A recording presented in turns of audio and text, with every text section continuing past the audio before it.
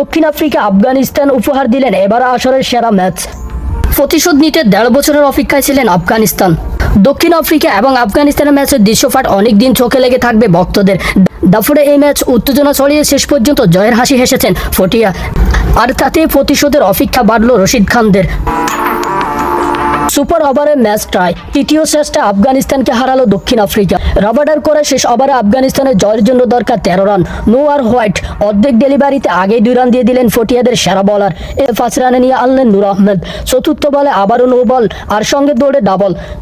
জয়ের জন্য দরকার 3 বলে মাত্র 2 রান, কিন্তু ফাগলেটে ডবল নিতে গিয়ে ফাজল হক ফারুকি ম্যাচ ট্রাই করে ফেললেন। এরপর সুপার ওভারে ওমর জাই তুললেন 17 রান। সুপার ওভারে আগে ব্যাট করে টার্গেট দিলেন 17 রান, কিন্তু শেষ বলে ছক্কা মেরে দক্ষিণ আফ্রিকা থামলেন 17 রানে, অর্থাৎ সুপার ওভার ট্রাইফের সুপার ওভার। দ্বিতীয় সুপার ওভারে দক্ষিণ আফ্রিকা 23 রানের টার্গেট দিয়েছিলেন। প্রথম বলে ডট, দেন দ্বিতীয় বলে আউট হয়ে যান মোহাম্মদ নবী। ফলে জয়ের জন্য সে 4 বলে ছক্কা দরকার ছিলেন। রহমানুল্লাহ গুরবাজ কৃষ্ণ মহারাজকে টানা 3টি ছক্কা মেরে ম্যাচ জমিয়ে তুললেন। শেষ বলে দরকার ছিল আর 1টি ছক্কা। এমন সময় মহারাজ হোয়াইট দিয়ে ফেললেন, বাউন্ডারি মারলেন। তৃতীয় বলে সুপার ওভারে ম্যাচ গড়াবে, কিন্তু শেষ বলটাই পয়েন্টে ধরা পড়লেন গুরবাজ। সুপার ওভারে 4 রানে জিতে নিলেন দক্ষিণ আফ্রিকা।